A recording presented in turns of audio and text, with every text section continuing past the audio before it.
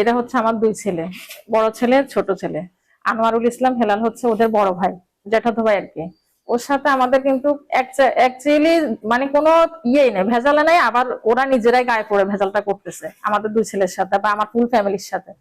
যেটা হচ্ছে কি, প্রথমে আমার ছেলেরা, আমাদের কাছে একটা পুকুর ছিল, ওই পুকুরটা আমরাই খনন করছি, ওখানে আমরাই মাছটা চাষবাস করি বা মাছগুলো আমরা ধরে বেচা বিক্রি করি।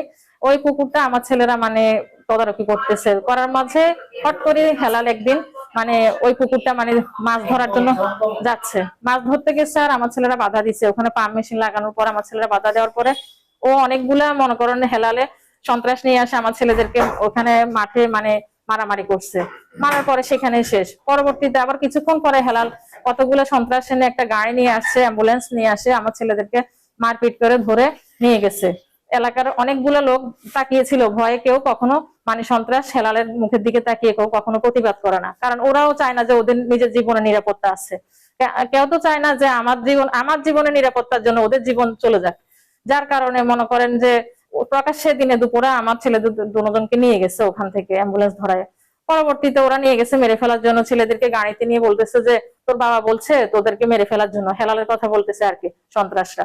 মারপিট করে হেলাল সহকারে ওখানে গিয়ে আমার ছেলেদেরকে মানে একটা সোনাপুরের বাইরে, যেখানে জানি না কোন জায়গা, ওটা নিয়ে গেছে, ওখানে মারপিট করে মেরে ফেলার জন্য। তারপরে যখন প্রকাশ হয়েছে সিসি ক্যামেরা ফুটেজ, একজন লোক বলছে আপনার ছেলেদেরকে যেখানে মারপিট করছে ওটা হচ্ছে মনে করেন মসজিদের একটা সামনে, ওখানে সিসি ফুটেজ আছে, আপনারা প্রশাসনের লোক আনে ওই জিনিসটা দেখেন। আমরা সাথে সাথে প্রশাসনের লোকেদের জানাইছি, ওরা আসছে, আসার পর আমরা গেছি ইমাম সাহেবের কাছে, ওখানে সিসি ফুটেজটা দেখলাম। দেখার পরে মনে করেন প্রশাসনের লোক সহকারে দেখার পরে ওরা ওইটা কানে শুনছে যে মানে ওদের কাছে চলে গেছে আমার ছেলেদেরকে, মানে যে ওরা নিয়ে গেছে মেরে ফেলার জন্য। তখন আমার ছেলেরা আবার ওই যে ওখানে নিয়ে যাওয়ার পরে আমার ছেলেদেরকে ইয়ে করছে, মানে সুই টুই দিয়ে এবার ঘাই ঘন্টা দিতেছে, যে মানে আধা মারা ফেলতেছে আর কি।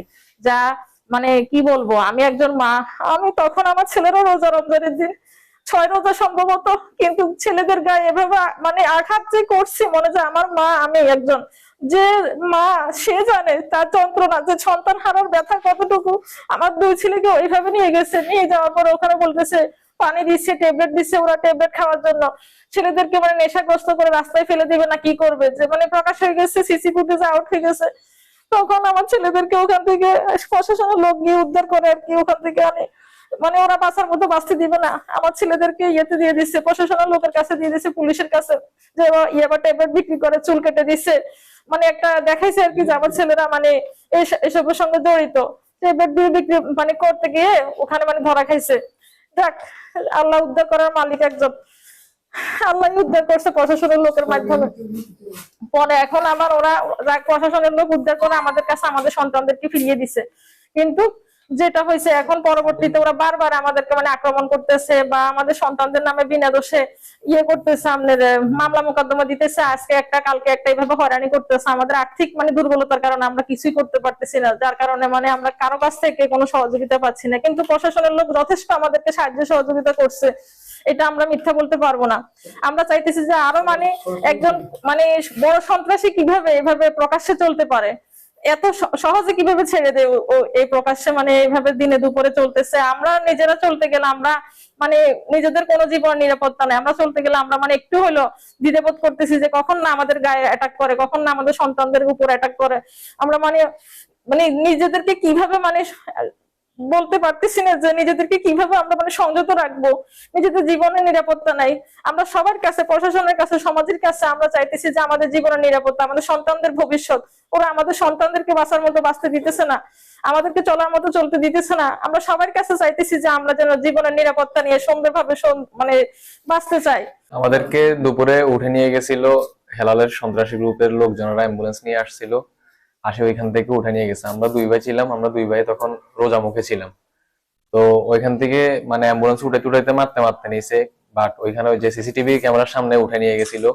এটা মানে ওরা বুঝতে পারে না যে এতটুকু আমরা সিসিটিভি ফুটেজটা কালেকশন করতে পারবো পরে, বা এরকম কিছু বুঝতে পারে না। তো ওইখান থেকে অ্যাম্বুলেন্স করে আমাদেরকে নিয়ে যায় ওই যে কাঠপট্টির ওইদিকে কোন একটা ভিতরে একটা জঙ্গলের মতো একটা বাগান বাড়িতে নিয়ে গেছে। তো নিয়ে ওইখানে আমাদেরকে প্রচুর পরিমাণে মারধর করে, ছুরিঘাত করছিল, তারপরে চুল কেটে দিছিল।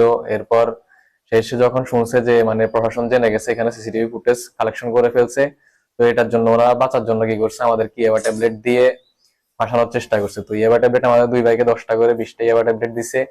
এই ট্যাবলেট গুলো দিয়ে আমাদেরকে ওইখানে প্রশাসন ওই যে ফাঁড়ি থানার পুলিশদেরকে ফোন দিয়ে আনায় আমাদেরকে ওদের হাতে তুলে দিছিল।